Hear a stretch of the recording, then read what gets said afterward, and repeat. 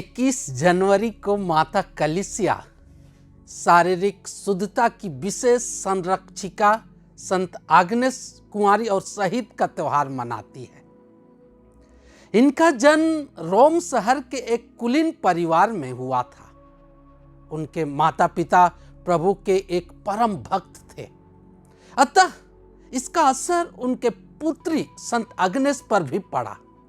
इसलिए बचपन से ही प्रभु के प्रेम में अपने जीवन को संपूर्ण रूप से समर्पित कर दी थी। वह एक अति सुंदर और आकर्षक बालिका थी। इसलिए जैसे ही वह किशोर अवस्था में प्रवेश की, कई कुलीन नवयुवक उनसे दोस्ती और विवाह करने के लिए पीछे पड़ गए, पर सबों को स्पष्ट शब्दों में जवाब देती थी कि उनका विवाह ईश्वर के पुत्र यीशु ख्रिस्त स्वर्ग के राजा से हो चुका है। यीशु उनका पति है और वह जीवन भर उसके लिए समर्पित रहेगी। जब युवकों ने देखा कि संत आग्नेस किसी के वश में आने वाली नहीं है, तो उन्होंने बदले की भाव से राज्य के उच्च अधिकारियों को शिकायत कर दिए। सम्राट और उसके समर्थक ईसाइयों के घोर विरोधी थे, अतः संत आग्नेस को पकड़कर राज्यपाल के पास ले जाया गया। राज्यपाल ने भी युवकों के बहकावे में आकर उनके साथ सवाल जवाब करने लगे और उसे लगने लगा कि संत आग्नेस तो एक बच्ची है, डरा धमकाकर उनको अपनी राह पर लाया जा सकता है। पर संत आग्नेस के इरादे पक्के थे।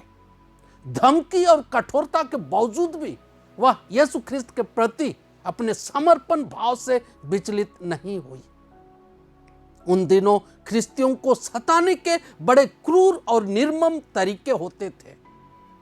राज्यपाल संत आग्नेस को आग में जिंदा जलाने का आदेश दिया। चीज वस्तुओं को जमा कर उसकी तैयारी हुई। लोगों के दिल कांप रहे थे, पर आग्नेस के चेहरे पर कोई गम या उदासी नहीं थी। वह कह रही थी, मैं कितना भाग्यशाली हूं कि शीघ्र अपने प्रियतम से मिल जाऊंगी।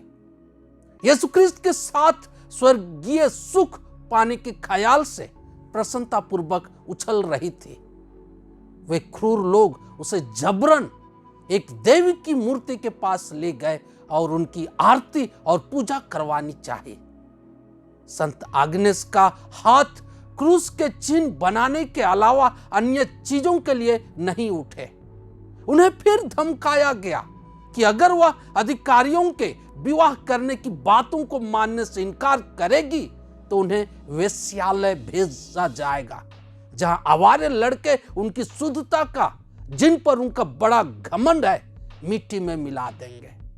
इससे भी वह विचलित नहीं हुई और निर्भीकता से उत्तर दिया, ईसा मसीह मेरे रक्षक और प्रभु हैं।